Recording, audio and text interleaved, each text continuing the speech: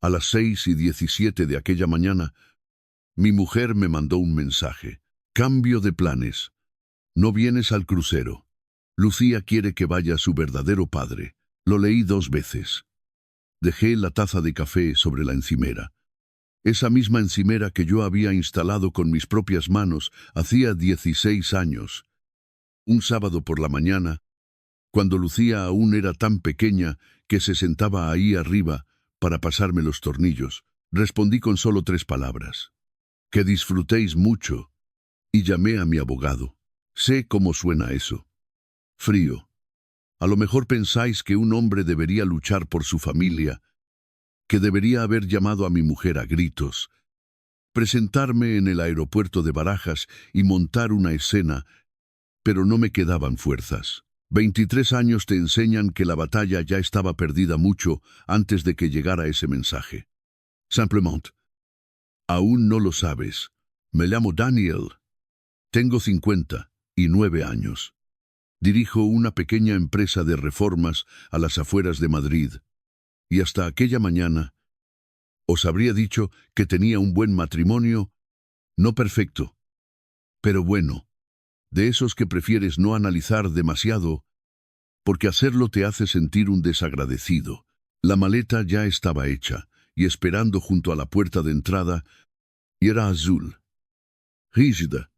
La que Marta me regaló hacía 2 navidades porque decía que mi vieja bolsa de viaje parecía sacada de una película de guerra. A un lado, sobre la mesa de la cocina, había un sobre grande de papel que aún no había guardado. Informes médicos, resultados de pruebas, una carpeta que llevaba 3 meses pesándome en la cabeza, esperando el momento adecuado, en aquel barco, para abrirla y decirle a mi mujer que tenía Parkinson. Aquel crucero hasta Miami y el Caribe no era unas simples vacaciones, era el viaje de mi jubilación. La primera vez en años que toda la familia iba a estar junta, sin horarios de obra, sin partidos de fútbol de los niños, y sin todas las excusas que habíamos usado durante una década para no sentarnos el tiempo suficiente a hablar. Lo había planeado durante 8 meses. Me había gastado cerca de 24.000 euros en 2 camarotes, vuelos, un hotel para la noche antes de embarcar, excursiones, un paquete de cenas y un seguro de viaje con esa cláusula de cancelación, por cualquier motivo, el tipo de seguro que contratas cuando eres un hombre acostumbrado a prever todo lo que puede salir mal. Carlos se había unido al plan hacía solo unas semanas. La excusa fue una cena.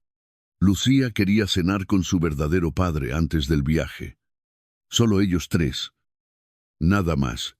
Luego, de alguna manera, Marta y Lucía empezaron a decir que Carlos nunca había tenido unas verdaderas vacaciones en familia, que se había perdido muchas cosas. Que esta era una oportunidad para darle algo especial. Yo di por hecho que vendría al puerto a despedirnos. En mi cabeza, me imaginaba a Carlos ahí de pie, con las manos en los bolsillos, mientras nosotros subíamos por la pasarela. Ese mensaje de texto me dejó claro que me equivocaba. No tiré el teléfono contra la pared. No le di un puñetazo al pladur de la pared. Y eso que habría tardado 20 minutos exactos en arreglarlo, me quedé de pie, en mi cocina, mirando aquella maleta azul junto a la puerta, y pensé en algo que nunca antes había visto con tanta claridad durante 23 años. Fui el hombre al que llamaban cuando el coche no arrancaba, cuando no llegaban a fin de mes, cuando alguien necesitaba que lo llevaran a urgencias a las 2 de la madrugada, pero en el instante en que quedó libre un asiento mejor en la mesa, me convertí en el hombre al que podían dejar atrás. Marta me mandó otro mensaje. Por favor, no lo hagas más difícil. Lucía ha esperado toda su vida para esto. Leí esa frase 3 o 4 veces. Y eso fue lo que me hirió en lo más hondo. Lucía no había esperado toda su vida a Carlos. Me había tenido a mí toda su vida. Pero en el cuento que se estaban contando a sí mismas, Los años en los que yo había estado de verdad ya no parecían importar nada. Llamé a Alberto. Ha sido mi abogado durante casi 20 años, desde que monté la empresa de reformas, y me ha escuchado pedirle muchas cosas: revisar contratos, temas de responsabilidad civil, alguna que otra pelea con un proveedor de materiales, pero nunca me había escuchado pedirle esto. No le dije que quería venganza. Yo no estoy hecho de esa pasta. Y sinceramente, en ese momento, venganza ni siquiera era la palabra que tenía en la cabeza. Le dije: quiero saber exactamente qué es mío, qué es suyo, y cómo salgo de esto sin saltarme una sola ley. Alberto me pidió que frenara, que no actuara desde la rabia. Le contesté: he tardado 23 años en llegar a esta decisión. No tiene nada de impulsivo. Esa parte me sorprendió hasta a mí al decirla, en voz alta, porque era verdad. Llevaba más de un año pensando en silencio en vender la casa y buscar algo más pequeño. Ya había pedido una tasación. Sabía que la casa era mía, porque lo había comprobado meses antes de que pasara todo esto. La compré antes de casarme con Marta, y nos casamos en régimen de separación de bienes. Estaba muy claro: propiedad privativa. Cuando renegocié la hipoteca hace unos años, ella firmó los papeles renunciando a cualquier derecho sobre la vivienda. No lo hice porque desconfiara de ella. Lo hice porque un buen albañil sabe que hay que arreglar las goteras del tejado antes de que llueva. Así que, cuando Alberto me preguntó si estaba seguro, me di cuenta de que la respuesta honesta era que una parte de mí llevaba mucho tiempo estándolo. Ese mensaje de texto solo sacó la decisión del cajón de las dudas. Abrí la cuenta donde había reservado el viaje. No podía recuperar todo lo que había gastado. No todo, al menos, pero podía detener lo que aún no había ocurrido. Cancelé mi propio camarote. Anulé las excursiones que estaban a mi nombre. Di de baja la tarjeta de crédito adicional y me retiré como avalista del saldo que quedaba por pagar. Pulsé el primer botón. La pantalla de mi móvil se iluminó casi al instante. El nombre de Marta llenaba la pantalla. Puse el teléfono boca abajo sobre la encimera y no volví a cogerlo. Para cuando su avión despegó de Barajas, ellas seguían creyendo que solo habían cambiado a un pasajero por otro. No tenían ni idea de que acababan de perder al hombre que sostenía todo el viaje y toda su vida. No pude cancelar el viaje entero. Marta y Lucía habían reservado su propio camarote por separado mucho antes de que Carlos entrara en escena. Sus billetes eran intocables, pero gran parte del resto, el paquete de cenas, las excursiones, el depósito del hotel antes de salir, estaba a mi nombre, pagado desde mis cuentas y con saldos aún abiertos. Cancelé lo que se podía cancelar y dejé de pagar lo que no. El seguro de viaje me devolvió una buena parte. Aunque ni de lejos todo, no voy a fingir que no dolió un poco ver esfumarse esos números. 24.000 euros no desaparecen sin dolerle a nadie. Sea un reformista a punto de jubilarse o no, pero también sentí algo casi liberador. Sabía que perdería dinero, pero por primera vez, en mucho tiempo, estaba dispuesto a pagar por el privilegio de que dejaran de usarme. Marta llamó desde el aeropuerto. 1, 2, 6 veces. Los mensajes empezaron con tono dulce. Daniel, por favor, hablemos. Y se volvieron afilados muy rápido. Daniel, en el hotel dicen que han rechazado tu tarjeta. Has bloqueado la cuenta de los viajes. Esto es humillante. Humillante. Esa fue la palabra que eligió. Ni dolida, ni confundida. Humillante. Como si me hubiera presentado en chándal a una cena de gala. El mensaje de Lucía llegó unos minutos después. No tienes que castigarnos a todos solo porque estés enfadado. Lo leí 2 veces. Sentado a solas en una casa que de repente me venía 4 tallas más grande. Ni una sola vez me preguntó cómo estaba.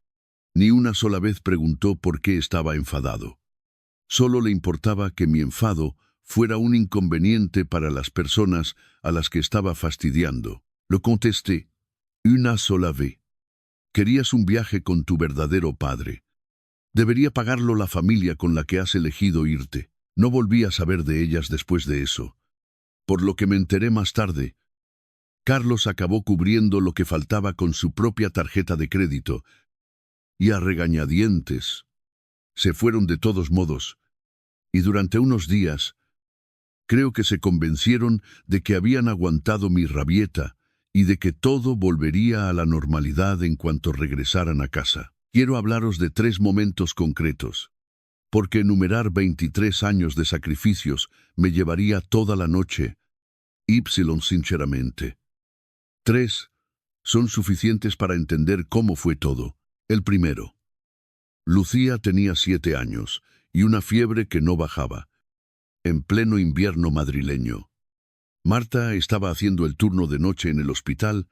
Llamé a Carlos, en aquella época en la que aún contestaba de vez en cuando, y no hubo respuesta, así que me senté en el borde de su cama, cambiándole paños de agua fría en la frente, y sobre la 1 de la madrugada, la llevé yo mismo a urgencias.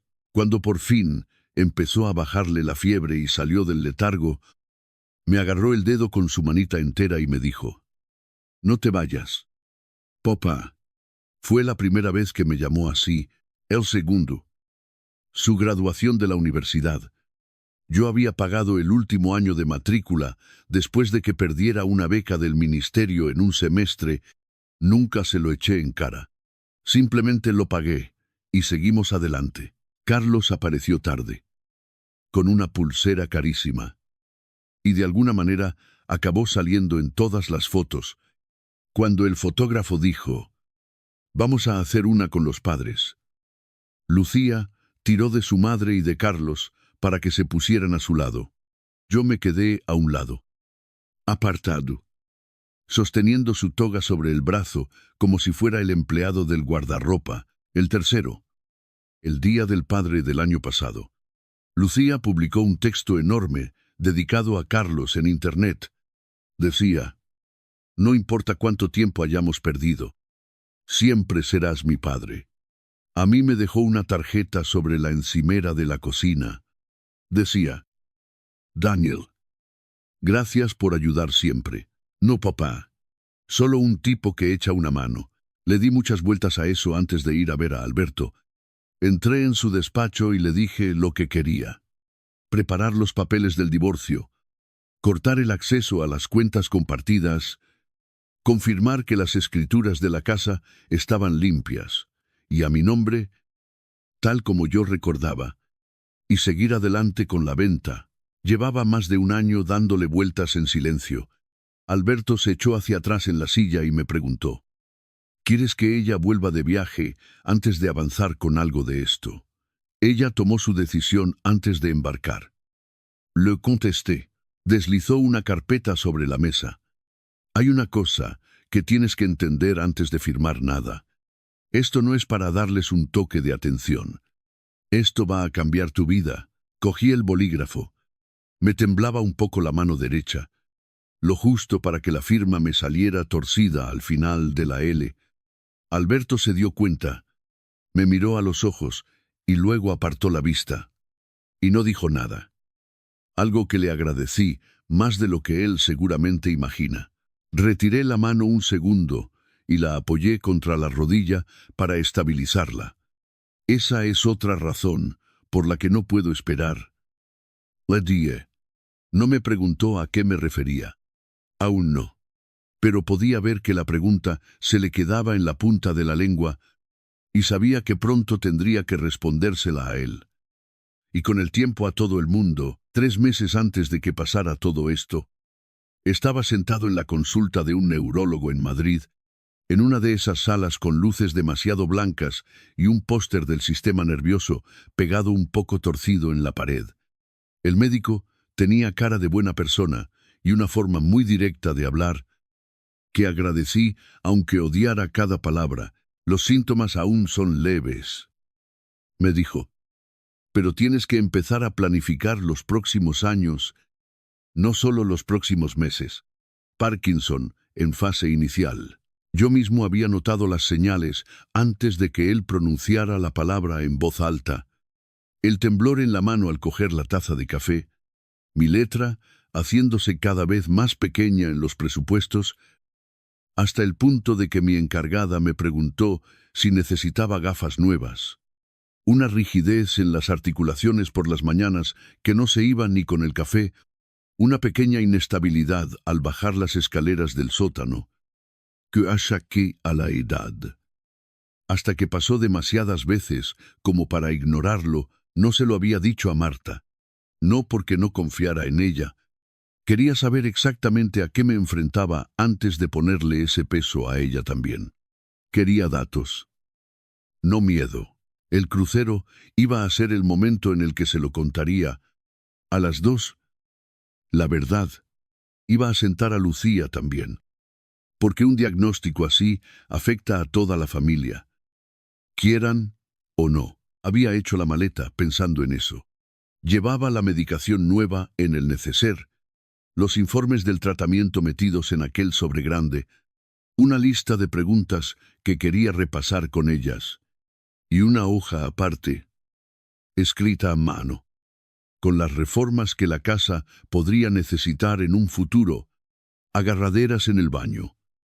Tal vez una silla salvaescaleras más adelante, puertas más anchas por si llegaba el momento. No le tenía miedo a la enfermedad en sí, o no exactamente. Lo que me aterraba era convertirme en una carga. Había visto a mi propio padre perder partes de sí mismo tras un ictus. Vi a un hombre que lo arreglaba todo con sus manos, necesitar ayuda poco a poco para abrocharse su propia camisa. Sabía lo que le hace al orgullo de un hombre necesitar ese tipo de cuidados. Yo creía que Marta y Lucía estarían a mi lado durante ese proceso. Lo creía de verdad. Pero ese mensaje, diciendo que Carlos era el verdadero padre de Lucía, rompió algo dentro de mí. Y lo que salió fue esto. Seguían viéndome como el hombre que servía a la familia. No como un hombre que pronto podría necesitar que la familia le sirviera a él. Unos meses antes del viaje, Marta había notado que me temblaban las manos durante la cena y me preguntó, ¿estás seguro de que estás listo para jubilarte? Te pones muy nervioso cuando no trabajas. Nunca preguntó por mi salud. Preguntó por los horarios, por la rutina que podía cambiarle a ella. No se lo tuve en cuenta entonces. Pero mirando hacia atrás, entiendo que llevaba mucho tiempo ignorando pequeñas señales, diciéndome a mí mismo que no significaban lo que claramente significaban. El momento que de verdad cambió las cosas para mí fue este. Mientras estaban en el barco, Marta se dejó sin querer un mensaje de voz grabando mientras hablaba con Carlos. Debió de darle a llamar en vez de a colgar. Y se grabaron casi 2 minutos enteros de conversación que aterrizaron en mi buzón de voz esa misma tarde. Se la oía relajada, casi divertida. Ya se le pasará el enfado. A Daniel siempre se le pasa. ¿Y si no se le pasa?, preguntó Carlos. Ella se echó a reír. No va a dejar la casa. Ha construido toda su vida en torno a cuidarnos. Le gusta que le necesiten. Esa frase hizo más daño que cualquier insulto, porque no se equivocaba sobre quién solía ser yo. Me entendía a la perfección, pero solo entendía las partes de mí que podía utilizar. Volví al despacho de Alberto y lo firmé todo.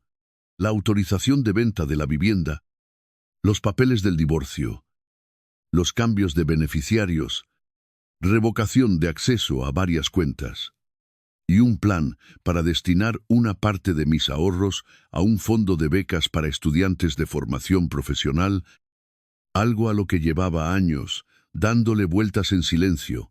Me tembló la mano en cada firma. Esta vez no intenté esconderlo. Alberto me preguntó, «Marta sabe lo de tu diagnóstico. Vas a decírselo». Miré mi firma, que ya no era tan recta como antes, Iba a decírselo a mi familia.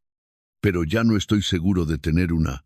Me dijo que la venta de la casa tardaría unas 3 semanas en cerrarse por completo, que no era cuestión de días como yo esperaba. Me parece bien. Le dije. Y estarán fuera 11 días. El resto puede gestionarse desde tu despacho, sin que yo esté en medio para verlo. El crucero no era lo bastante largo como para borrar 23 años de matrimonio.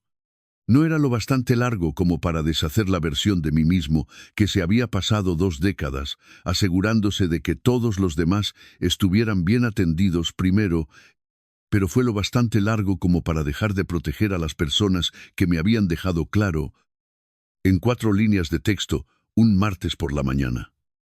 Que protegernos nunca había sido algo mutuo. La verdad es que llevaba más de un año dándole vueltas a la idea de vender la casa. Antes de que llegara ese mensaje, Lucía ya era mayor y se había independizado. La casa era demasiado grande para 2 personas, y no digamos para una sola. Las escaleras me preocupaban más con cada mes que pasaba. Teniendo en cuenta lo que había dicho el médico sobre los problemas de equilibrio en el futuro, y el mantenimiento de una casa de ese tamaño no tenía mucho sentido para un hombre a punto de jubilarse. Aunque tuviera buenos ahorros, ya había encargado una tasación previa. Ya había hablado con un inversor local que pagaba al contado y que había mostrado interés tiempo atrás. Ya había revisado las escrituras y tenía los papeles de la separación de bienes organizados en una carpeta en mi archivador. A Alberto le gustan las cosas organizadas ipsilonceramente. A mí también. Ese mensaje de texto no creó un plan. Simplemente terminó con mis dudas sobre usar el que ya tenía. Acepté una oferta un 8% por debajo del precio de mercado a cambio de cerrar rápido y sin complicaciones. 18 días. Sin tener que hacer reparaciones, sin aguantar meses de desconocidos, paseándose por mi cocina, mientras yo miraba desde fuera, disimulando. 18 días significaban que podía hacerlo todo en silencio, antes de que nadie volviera a casa. El despacho de Alberto se encargó de las notificaciones como es debido, correos electrónicos, burofax, copias digitales de cada documento, y un plazo claro para que Marta organizara sus cosas. Todo fue completamente legal. Nada de hacerlo a escondidas. Marta vio el asunto del primer correo, mientras aún estaba en el barco. Me dijo más tarde que dio por hecho que solo era yo, intentando asustarla para que llamara. Nunca lo abrió. En su lugar, me mandó un mensaje. Hablaremos cuando vuelva. No hagas niñerías. Tampoco contesté a ese. Cuando vinieron los de la mudanza, quiero dejar algo claro. No tiré nada a la basura. No escondí nada. No toqué ni un solo objeto que no me perteneciera. Una empresa de mudanzas profesional empaquetó la ropa de Marta, las cosas de Lucía, que aún andaban desperdigadas por su antigua habitación, los álbumes de fotos, los cacharros de cocina que Marta había ido comprando a lo largo de los años. Todo fue a parar a un guardamuebles pagado con 6 semanas de antelación. Lo que me quedé para mí era muy poco. La vieja caja de herramientas de mi padre, una foto de Lucía a los 7 años, el lápiz de carpintero gastado que tenía desde que monté la empresa, una silla de madera que hice con mis propias manos en los tiempos en que el negocio éramos solo yo y una furgoneta, mis informes médicos y poco más. Dejé los muebles grandes porque el comprador había aceptado quedárselos como parte del trato. Era más fácil así, más limpio, pero hubo un momento que me tocó el alma. Entré en la que solía ser la habitación de Lucía. Estaba vacía, salvo por las marcas de lápiz en el marco de la puerta. 7 años, 10 años, 13 años, las alturas trepando por la madera con mi propia letra. Ao lado de la última, había escrito, pronto más alta que papá. Pasé el pulgar por encima de esa línea, pero no le saqué ninguna foto. Hay cosas que no hace falta sacar por la puerta para que sigan siendo reales. Simplemente viven donde las dejaste. Mi vecino Paco salió de su casa mientras cargaban el camión de la mudanza. Le conozco de casi todo el tiempo que he vivido en esa calle. Marta sabe esto, me preguntó. Señalando con la cabeza al camión, su abogado sí. Y su correo electrónico también. Que lo sepa depende de si se ha molestado en leerlo. Le dije, me preguntó a dónde iba. A un sitio de una sola planta y con menos habitaciones en las que sentirme solo. Le dije, y lo dije más que nada, en broma, había encontrado una casita de alquiler en un pueblecito cerca de la sierra. De una sola planta. Con un pequeño porche en la entrada, lo bastante cerca de la consulta de mi médico, como para que las citas no me comieran todo el día. Y con espacio suficiente en el garaje para la caja de herramientas de mi padre y una vieja barca de pesca que llevaba años queriendo arreglar. Cambié mi número de teléfono personal y dejé un solo correo electrónico abierto estrictamente para hablar con Alberto. Lo último que hice antes de entregar las llaves fue dejar un sobre en la encimera de la cocina. No fue una provocación ni un golpe bajo. Dentro estaba la dirección del guardamuebles, copias de los papeles del juzgado, dinero en efectivo suficiente para cubrir 2 semanas en un hotel y una carta que explicaré mejor luego. Cerré la puerta con llave por última vez y le entregué las llaves al nuevo propietario. Un chaval joven con 2 niños y un perro ladrando en el coche. Me dio un apretón de manos y me dio las gracias. Le dije que cuidara de la casa y lo decía de corazón. No las dejé con una mano delante y otra detrás. Les dejé todos los avisos legales, todas sus pertenencias personales y todas las oportunidades del mundo para asumir la responsabilidad de lo que venía después. Lo que dejé de darles fue a mí. Mientras yo firmaba la entrega de llaves en Madrid, ellos 3 seguían en alta mar. Y durante unos días, al menos desde fuera, todo parecía exactamente lo que Lucía siempre decía que quería. Cócteles junto a la piscina. Una buena cena en una mesa con manteles blancos. Una foto de Lucía de pie entre su madre y Carlos, con un texto que decía: el viaje familiar que deberíamos haber hecho hace años. Yo no fui a buscar nada de eso en internet. Paco me mandó una foto antes de darse cuenta del error y pedirme perdón. No me mandes más. Fue lo único que le dije. Y no lo hizo. Pero las grietas aparecen rápido cuando la persona que mantiene todo unido da un paso atrás. Y resulta que Carlos nunca había sido el que mantenía nada unido en esa familia. Jamás. Había cubierto los sobrecostes con su tarjeta de crédito, pero las quejas empezaron casi de inmediato. Evitaba pagar la cuenta de las cenas cuando podía. Se negó a pagar el paquete de internet del barco. Le dijo a Lucía que debería pagarse ella sus propias excursiones. Y se irritaba visiblemente cuando Marta mencionaba con tacto cómo iba a ser su situación económica al volver a casa.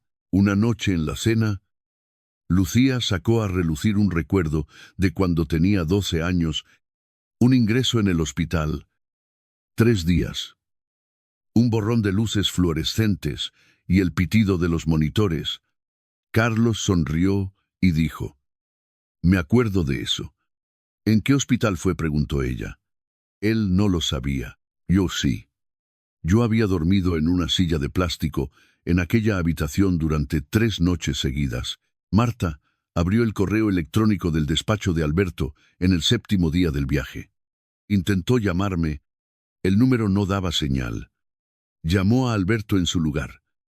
Y él le dijo con mucha calma: toda la comunicación debe hacerse a través de su abogado. Colgó. Alterada. Pero intentó ocultárselo a Lucía para que no arruinara lo que quedaba del crucero. Carlos le dijo que no se preocupara. Se está tirando un farol, dijo. Los hombres como Daniel necesitan a alguien a quien cuidar. Cederá en cuanto volváis a casa. Esa frase le sonó muy rara a Marta. Aunque al principio no supo decir por qué. Era casi palabra por palabra lo que ella misma había dicho en aquel mensaje de voz, que nunca me iría de verdad, que había construido toda mi vida en torno a la necesidad de ser necesitado. Escucharlo salir de la boca de otra persona, dirigido hacia ella esta vez, pareció cambiar algo en su cabeza. Por primera vez, creo que se dio cuenta de que ambos me habían estado mirando de la misma manera, como a un hombre demasiado blando como para irse de verdad. Lucía se enteró de lo de la casa por accidente. Al ver los papeles del juzgado abiertos en el teléfono de su madre, «Ha vendido la casa porque nos hemos traído a papá», dijo, con un tono cortante y enfadado. «No llames a Carlos papá con ese tonito ahora mismo». «La suelto muerto». Lucía se calló. Fue la primera vez, creo, que esa palabra se sintió pesada en su propia boca. La primera vez que se dio cuenta de que llamar a alguien papá no salía gratis, tenía un peso. Le había costado algo a alguien durante todos esos años. Y ella solo empezaba a entender ahora quién había estado pagando la factura. Carlos intentó suavizarlo. «Tu padrastro está intentando controlarte con el dinero», le dijo. Lucía le preguntó directamente. «Entonces, ¿dónde vamos a vivir?» Él no le dio ninguna respuesta clara. «Ya pensaremos en algo», le dijo. El tipo de respuesta que da una persona que jamás ha tenido que resolverle un problema real a otra persona, esa fue, por lo que tengo entendido, la primera vez en toda la vida de Lucía que se le pidió a Carlos una solución real a un problema real. No un regalo, no una cena cara. Un plan real. Y no tenía ninguno. Para la última noche del crucero, ya nadie sacaba fotos. Carlos durmió separado de Marta tras una discusión por dinero que al parecer subió tanto de tono que otros pasajeros se quejaron. Marta se quedó en el balcón aquella noche mirando el agua oscura y empezó a comprender que la casa de verdad podía haber desaparecido, lo que aún no había entendido. No todavía. No para cuando el barco regresó a Miami. Era que Carlos nunca había tenido la intención de convertirse en el hombre por el que me había cambiado. Él solo había tenido la intención de ser el hombre que aparecía para las partes buenas. Volaron de vuelta a Madrid un martes por la tarde. Carlos fue con ellas más que nada porque Marta le había obligado. Quería que estuviera allí para ayudar a hablar con Daniel. Como si esto fuera todavía una conversación que pudiera arreglarse hablando, el taxi giró en la calle donde yo había vivido durante más de 2 décadas. Lucía se dio cuenta la primera. «Mamá, ¿de quién es ese coche?» Había un coche distinto en la entrada. 2 bicicletas de niño apoyadas en la puerta del garaje y cortinas nuevas colgadas en las ventanas del salón. El cartel de se vende. Si es que alguna vez hizo falta poner uno para una venta tan rápida. Ya no estaba. Marta corrió hacia la puerta y metió su llave. No giró. Un hombre al que nunca había visto salió de la casa. Tranquilo. Casi con tono de disculpa. Y le explicó que había comprado la casa legalmente y que las escrituras ya estaban firmadas. Marta llamó a la policía. Cuando llegaron los agentes, revisaron los papeles, confirmaron que no había pasado nada ilegal y le pidieron que se retirara de una propiedad privada que ya no le pertenecía. No hubo escenas de muebles tirados al jardín, no se cambiaron cerraduras en su cara por pura rabia. Todo lo que poseían estaba a salvo en un guardamuebles con control de temperatura a 40 minutos de allí. Pagado hasta finales del mes siguiente, eso me hacía parecer preparado, no cruel, y esa diferencia me importaba mucho. Incluso, desde la distancia, Marta se giró hacia Carlos. «Podemos quedarnos contigo hasta que esto se aclare». Carlos vivía en un piso de una habitación y dijo, sin dudarlo mucho, «En mi contrato de alquiler no me dejan tener invitados a largo plazo». «Ni siquiera a mí», preguntó Lucía. No he dicho eso. Reculó él. Solo necesito algo de tiempo. Tiempo, esa palabra otra vez. La misma palabra que le había estado ofreciendo a Lucía durante toda su infancia, pero vestida con ropa nueva. El hombre que se identificó como el nuevo propietario salió a la calle con un sobre. Dentro estaba la dirección del guardamuebles y dinero en efectivo suficiente para pagar un hotel. Marta leyó la carta allí mismo de pie, en el que solía ser nuestro jardín delantero, con Lucía muy pegada a ella. Marta, dijiste que Lucía necesitaba a su verdadero padre, y espero que Carlos llegue a ser el hombre que ambas creéis que puede ser. No he vendido vuestra casa. He vendido la casa que compré antes de casarnos, que he mantenido durante 23 años, y que ya pensaba dejar porque mi estado de salud está cambiando. Vuestras cosas están a salvo en un guardamuebles, pagado hasta finales del mes que viene. Alberto ha incluido todos los documentos que necesitas. Pasé la mayor parte de mi vida adulta creyendo que ser alguien de fiar me convertiría al final en parte de la familia. Tu mensaje me demostró que, a tus ojos, seguía siendo el hombre al que se podía apartar en cuanto alguien más importante volvía a aparecer. No os deseo ningún mal, pero no voy a financiar una vida en la que se me trata como algo temporal. Cuidaos mucho. Daniel. Marta se detuvo en la frase sobre mi salud, cambiando, echó la vista atrás, mis manos temblando en la cena, la forma en que había empezado a evitar las escaleras del sótano, las citas del médico sobre las que no le daba detalles, el crucero de jubilación que había planeado con tanto mimo. ¿A qué se refiere con lo de su salud?, preguntó Lucía. Marta no tenía respuesta. Por primera vez en 23 años, ambas se daban cuenta de que yo había tenido una vida interior sobre la que nunca se habían molestado en hacer suficientes preguntas como para descubrirla. Carlos intentó echar balones fuera. Lo tenía todo planeado. Esto es una manipulación. Lucía se giró hacia él. Muy callada pero afilada. ¿Qué medicación tomaba? Carlos no lo sabía. ¿A qué médico iba? Tampoco lo sabía. ¿De qué trabajaba antes de montar su propia empresa? Nada.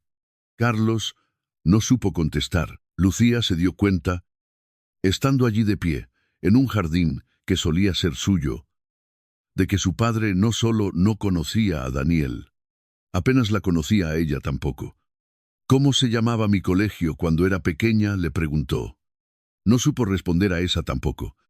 Y algo en la cara de Lucía cambió para siempre en ese momento. Carlos se marchó poco después, con la excusa de un asunto de trabajo que requería su atención. Marta y Lucía se fueron a la habitación de hotel que yo había pagado. Y esa noche, Lucía se sentó en el borde de la cama, sosteniendo una vieja foto que había sacado de una caja del guardamuebles, ella misma, a los 7 años, dormida sobre mi hombro, después de aquel ingreso en el hospital tantos años atrás. En la parte de atrás, con mi letra, mi niña por fin vuelve a casa. Lucía se echó a llorar. Se creía que yo era suya. Marta le puso una mano en la espalda. No solo se lo creía. Le dijo, lo eligió. Pasaron 4 meses. Usé parte del dinero de la venta de la casa para abrir un fondo de becas para un centro de formación profesional. No por el reconocimiento. He contratado a muchos chavales a lo largo de los años que no podían pagarse el título de soldador o un curso de climatización, chavales con verdadero talento y sin ninguna red de seguridad. Yo sabía lo que una oportunidad justa podía hacer por alguien así, porque yo mismo fui uno de ellos en su día. Hicieron un pequeño acto de presentación en un salón de actos. Me invitaron a subir y decir unas palabras sobre el trabajo, sobre la responsabilidad, sobre el tipo de vida que se construye poco a poco, con cosas que duran de verdad. Marta lo leyó en el periódico local y apareció con Lucía. Carlos también fue. más que nada porque Lucía se lo había pedido. Quería ver. Según le dijo más tarde, si era capaz de presentarse a algo que no fuera fácil ni conveniente para él. Cuando terminé de hablar, Marta caminó hacia mí entre la pequeña multitud. No empezó a gritar. Su voz era vaya, controlada. Tenías dinero para darle becas a desconocidos, pero dejaste a tu mujer y a tu hija en un hotel. Os dejé un guardamuebles, un aviso legal y 2 semanas en un hotel. Le dije, lo que dejé de daros fue acceso ilimitado a mi vida. Me dijo que las había humillado. No. Le contesté. Dejé de ocultar las consecuencias de una decisión que tomaste por mensaje de texto. Las puse a la vista para que cualquiera pudiera verlas. Lucía dio un paso al frente. Papá, dijo, no me mostré frío. La miré durante un buen rato antes de hablar. Me encantaba escucharte llamarme así cuando tenías 7 años. Le dije. Se le llenaron los ojos de lágrimas. Fui una estúpida. Eras lo bastante mayor como para elegir. Le dije. Y eso significa que eres lo bastante mayor para entender lo que cuesta esa elección. Me pidió que volviera, no al matrimonio, sino a sus vidas. Volver a como eran las cosas antes. Te he querido como a una hija durante 23 años, le dije. Pero quererte no me obliga a seguir aceptando el lugar que decidas darme. Ahí fue cuando Carlos intervino. Como si tuviera algún derecho. Esto ha llegado demasiado lejos. Lucía tiene 2 padres. No me interesaba discutir de biología. Solo le pregunté. ¿Qué carrera estudió ella en la universidad? Respuesta equivocada. ¿Qué comida no podía probar después de que la operaran a los 12 años? Silencio. Lucía le pidió que parara. Pero él siguió hablando. Echándole la culpa a Marta por haberle alejado todos esos años. Marta le contestó a eso allí mismo. Delante de todos. Te llamé durante años. Carlos tenía problemas.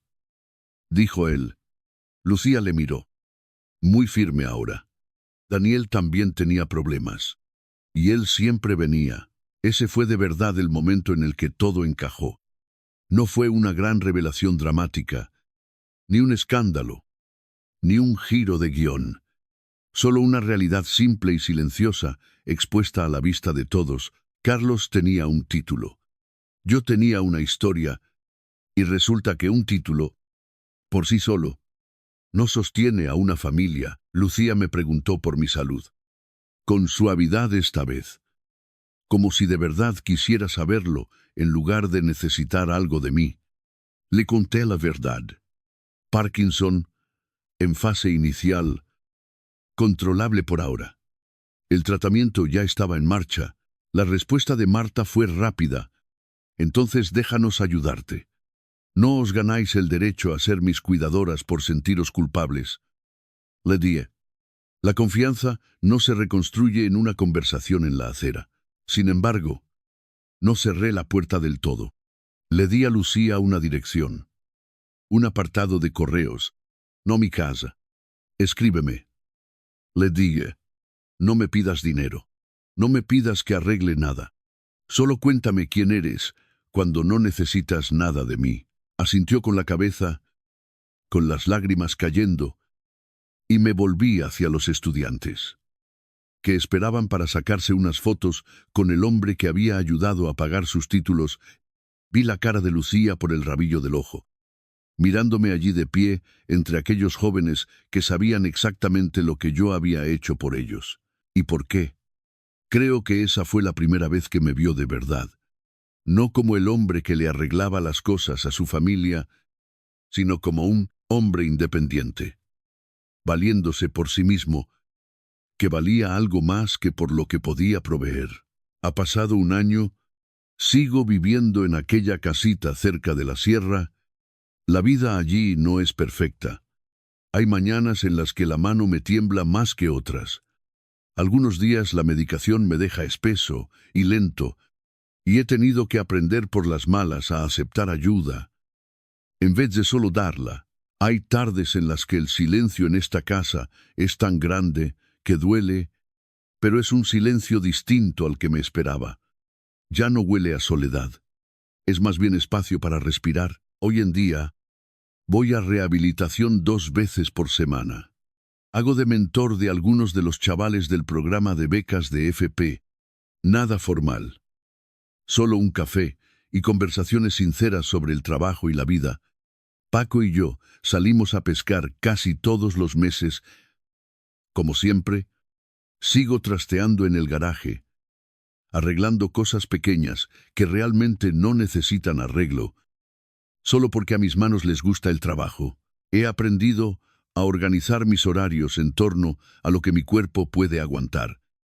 En lugar de en torno a las necesidades de todos los demás, no soy un hombre más sano que hace un año, y desde luego no soy más rico, pero dejé de tener miedo a que el cariño tuviera que comprarse, y eso vale más que cualquiera de esas dos cosas. Marta se mudó a un piso pequeño de alquiler en la otra punta de la ciudad y echó más horas en el trabajo. No es que esté pasando apuros exactamente, pero por primera vez en mucho tiempo ha tenido que hacerse su propio presupuesto, pagar sus propias facturas y llamar a un técnico cuando algo se rompe.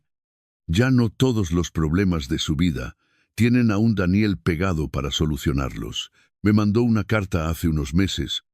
No había exigencias en ella, ni peticiones para volver a estar juntos.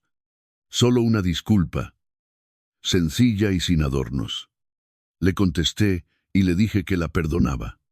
También le dije muy claro que el matrimonio se había acabado. Ambas cosas eran verdad al mismo tiempo. Y he llegado a creer que casi siempre lo son. Carlos volvió a desaparecer de la vida de Lucía en cuanto ella dejó de mirarle como si fuera alguien salido de un sueño. Esta vez, ella no fue detrás de él. Una vez me dijo que querer conocer a su padre biológico nunca fue el error. El error fue tratar a un hombre que había estado ahí todos los días durante 23 años, como algo que podía cambiar en cuanto entrara una oferta mejor por la puerta. Lucía me escribe con regularidad ahora. Las primeras cartas estaban llenas de disculpas, y yo las contestaba con educación y punto. Con el tiempo, dejó de escribir sobre el pasado y empezó a hablarme de su vida actual. Su trabajo, un curso que estaba haciendo, unas horas de voluntariado que había echado en el programa de FP, las pequeñas cosas que hacía para intentar ser una persona más responsable en el día a día. Después de varios meses así, acepté quedar con ella para tomar un café. No me llamó papá de golpe. Solo me dijo, gracias por quedar conmigo. Daniel, gracias a ti por venir sin pedirme que te arregle nada. Le dije, no fue el reencuentro de una película, fue solo un comienzo pequeño y sincero. Esa noche. Al volver a casa, abrí la vieja caja de herramientas de mi padre. La que me había traído de aquella casa a esta, la foto de Lucía a los 7 años, seguía guardada dentro, con las esquinas un poco gastadas. No la tiré a la basura. Jamás lo haré. Perdonar a alguien no significa fingir que el amor que les tenías no era real. Pero tampoco la puse sobre mi mesita de noche.